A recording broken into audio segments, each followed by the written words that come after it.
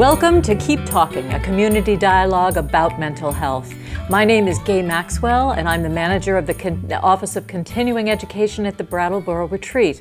The Brattleboro Retreat is a 182-year-old psychiatric and addictions hospital located in southeastern Vermont. It serves children, adolescents, and adults in a variety of inpatient, outpatient, partial hospitalization, and residential programs. The Brattleboro Retreat provides care and courage when being human hurts. It's my pleasure today to introduce Dr. Ebony Webb, who is visiting the retreat campus, the Brattleboro Retreat campus, and being part of the Office of Continuing Education, where she's presenting a workshop on dialectical behavioral therapy, which is a treatment modality successful with adults, adolescents, and children, but her particular topic is working with children and adolescents on emotional dysregulation, or as the DSM-5 puts it, they label it as disruptive dysregulation disorder or disruptive mood dysregulation disorder. That can sound really kind of scary if you hear those words tumbling out to people who aren't in the mental health field. Mm-hmm. So I wanted to sort of take that apart a little bit. Can you dissect a temper tantrum for me? Sure. So when we think about a toddler, toddlers are already in what I think of as kind of emotional brain soup. And that's, maybe not an accurate or physiological description, but what's happening is that their brain is going through various chemical changes. And so they are easily dysregulated. And what we mean by that is that the child has lost the ability to problem solve, to kind of step back and have perspective and regulate. And even saying those things, it makes sense. They're toddlers. And so they use what is already fully formed upon birth, which is the emotional region of the brain. The area of the brain that is about decision making is not fully formed. And so all of their decision making per se is going through the emotional region of their brain. And also the other part of their brain that is fully formed also is about their behaviors and their urges and movement. So when we see a tantrum, we're seeing an emotional interpretation based upon what they want or what they desire, and then the physical acting out of that. So that really is what a temper tantrum is. And then we add in that toddlers have not quite learned how to regulate that, and they really don't even have the full brain capacity to step back and like, oh, maybe I should choose this or that. That's really the parent's responsibility. So I think parents absolutely should understand that temper tantrums are very, very natural. They're natural responses for a toddler in an environment with multiple choices and different choices that they would desire. So when you break it down that way, of course, we expect that from a 2-year-old, 3-year-old, 4-year-old. I always found my kids were, I found 3 and 4 much more difficult than I did 2. Sure. There comes a point when developmentally that doesn't seem appropriate anymore. Mm-hmm. And are there particular, can you look at, say, a tantrum on a developmental scale? I mean, when is it not okay, or when is that disruptive to that child's life? Mm-hmm. So we want to think about like a normative course of child development would be that when they're at that age 3 and 4, they really don't have a lot of resources, and meaning different ways to put words on what they want, and so they act it out. And so through behavioral modeling by the parent, also parents teaching them, honey, we can't have that now, but let's improve behaviors, we can get that later. Right? The child starts to learn through modeling, reward, reinforcement that, I actually get more by kind of keeping in control or putting words on what I want versus yelling and pointing. And so we see a social component to temper tantrums where it moves away solely from the physiology of their brain and development to also how the environment, parents, caretakers are interacting with that tantrum. Now, If the social system has really failed to help that child regulate, or if the child has learned behaviorally, if I tantrum, I get what I want, it may continue beyond the brain state. It may not any longer be a developmental piece, but a behavioral learned activity. And so we can see even older children throwing tantrums. But a lot of that is because of the relationship that they have learned and the parents have supported, or the environment has supported, that this behavior actually gets what they want. And so there's really no reason to give up a behavior that actually has a payoff to it. But it is certainly problematic. Right. Yes. And I suspect that that starts to impact relationships in a way that's detrimental to the child. For instance, perhaps they have a hard time making friends. Yes, absolutely, because friends come from different systems. And so it's exhausting. It's also very odd to, especially a peer group where older children will see, whoa, we have different ways of behaving. And, and so it keeps them at a distance, because the interventions even that their friends would make would not really match up to a tantrum, right? And so, I find that a lot of children that have continued to engage in early developmental behaviors are very often rejected by their peers because they don't know how to regulate, which also increases their sense of isolation and decreases social learning, which is what they desperately need. Exactly. Yes. So with when does the line get crossed, when we can say, well, that's a developmental stage that the child needs some help with, but will eventually grow out of with enough help? Yeah. When does it pass a line where people start talking about emotional dysregulation? Well, I think what a lot of this research now and the work that we're doing, we're seeing that emotional dysregulation really permeates the developmental lifespan. But when we're seeing multiple areas where that behavior is, showing up, not just in the home where it would make sense because that's kind of how the parent and child have related, but in academic settings, in public settings where the child is falling behind or where they're getting in trouble, we start looking at different areas of impairment where they are losing functioning.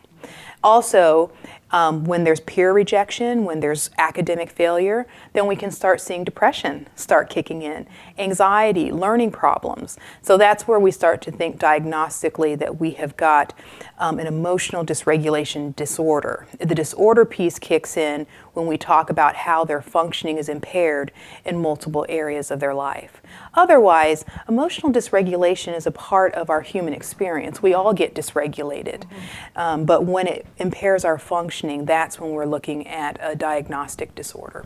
So why does one child seem to pass through this seamlessly, and another child seem to hit every single piece of barbed wire in their path? Yeah, so that's a really complex answer because it is one part biological, right? So we know children that maybe end up with that emotional dysregulation disorder have an innate sensitivity. So it will be hard for them to navigate kind of normal milestones of development. And even when we think about personality is inborn. If you have multiple children, you can tell even early on from birth, the differences in how they relate. And so we know that there's an innate biological component to it, and that biology starts to interact with social factors too. So some children, if they don't have that biological vulnerability, will hit those milestones, and they may still have tantrums, but they work through it. And they have, say, a broader amount of resources, even internally, to soothe themselves, right?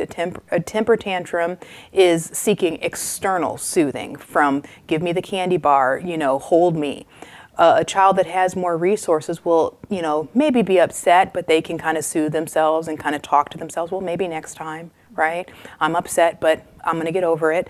But a child that is biologically more vulnerable won't have those same number of resources.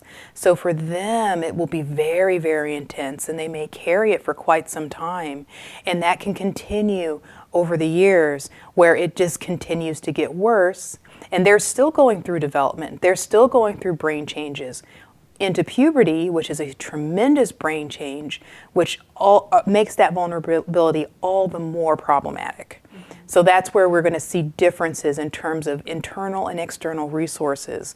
For a biologically vulnerable child will be smaller, harder to access than a child that has a more normative development with a broader amount of resources, including within the social environment. So I'm very interested in that, in what I heard you speak of today, about environmental factors having a biological impact on biology. Yes, yes. And so we kind of go back to the nurture versus nature. Now, certainly, I think a lot of researchers will say still, nature will trump nurture. And so what I have to tell parents is that if your child has a biological sensitivity, that's going to be there. But how then nurture can impact is that we start being a little bit more direct in giving them those resources and practicing them more and more and more. Because that vulnerability will show up in adult life.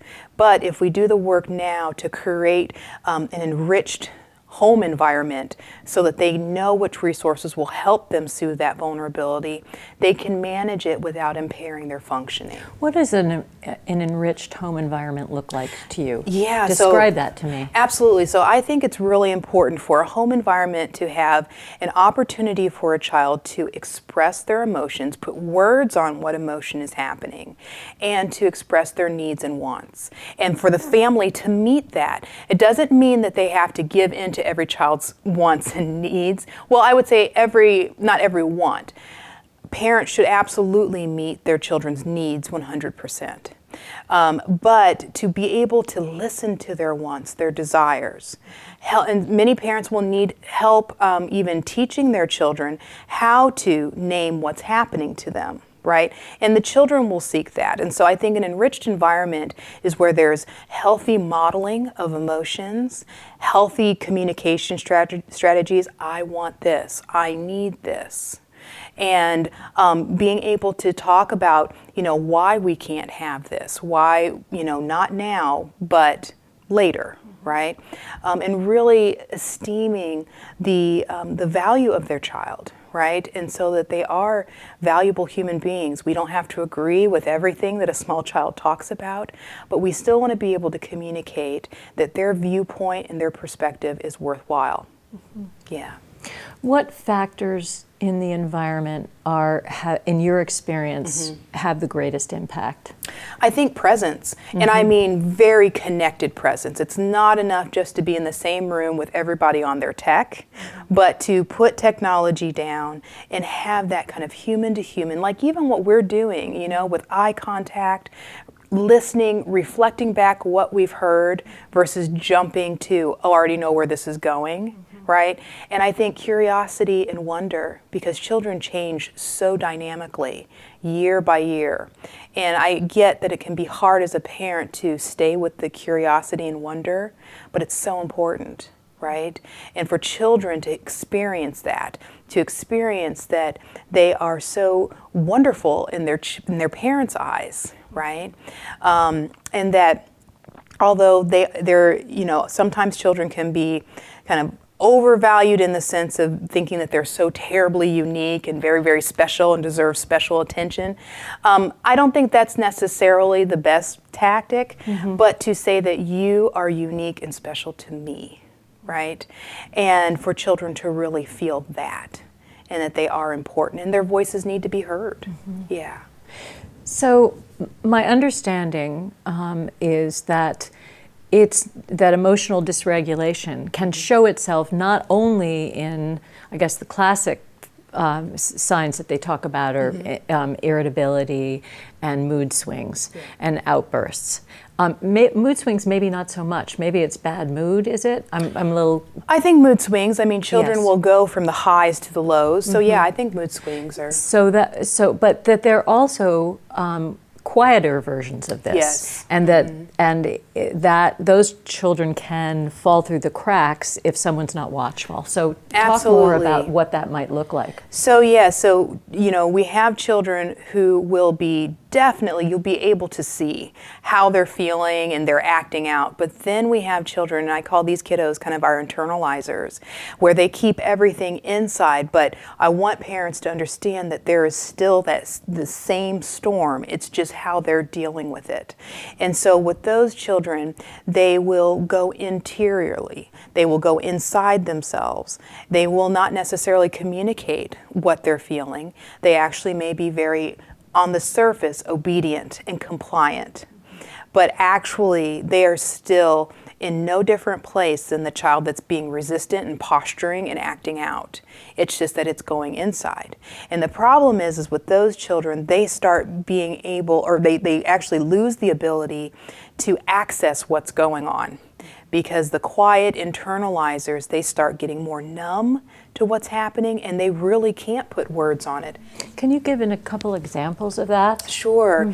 So, this could be the example of a child who, when they have kind of checked out, they just go inside to the point that they may be in some kind of misty place, some fantasy world, and they actually lose the ability to feel themselves sitting in a chair.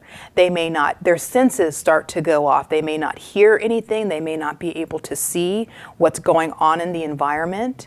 And that's a very dangerous place. But on the surface, it just looks like maybe they're a little glassy. Some parents interpret them as them being ignored. And they're not ignoring them. They are literally just not here. And so the problem with that, of course, as they get older is what behaviors do they engage in to come back? So sometimes really closed down children, they're the ones that may rock, they may hit their heads, they may bite on themselves. And that's to come back? That's to come back into feeling and coming back into this moment right now. But they will genuinely, and I would love parents to understand, that they genuinely may not have heard what has been said to them. They may not have a lot of memory of things that have just transpired. It's actually a built-in protective defense that we have as human beings, especially when we feel threatened. And emotions and that emotional dysregulation feels very threatening and frightening. And so we kind of blend away, we kind of drift away to a safer place. But that safe place is like a really thick cloud. And so I'm oftentimes more concerned about my kids who get lost in the cloud than the ones that act out, because you can see what you need to do with a child that's acting out. Not so much if you have a child who's very quiet, very compliant, and just sitting there. Could you compare how you might work with a child that has the outbursts, who's much more out there, with how you would work with a child that has internalized all this? Absolutely. So with a really hyper and outburst child, I want to move them out of the environment that is causing so much of that agitation. Even if they're in my room and we've had kind of an intense moment, we will get up and go for a walk and change the environment. So that's really important to understand. With a hyper and really active child, you want to change the environment. I mean, this is truly the essence of kind of the time out, putting a child in time out in a different space than where they were to kind of regulate themselves.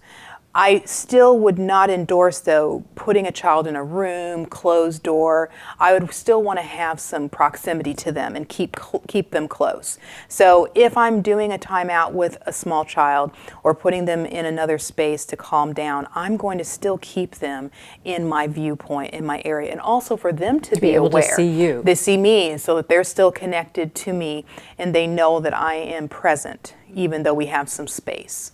You spoke about so much the importance of smelling and of touch. Yes. With kids who suffer from this dysregulation. Yeah. So in our brain, if I can make a model of the brain. Oh, I've loved this like model, so, yes. Right? And so this is coming from Dr. Dan Siegel's work when he talks about how the brain kind of is set up. Well, I'll do it this way with this is kind of our spinal cord and brain stem. The palm is the lower part of the brain. That's where all that acting out behavior comes from. The middle part of the brain is emotions.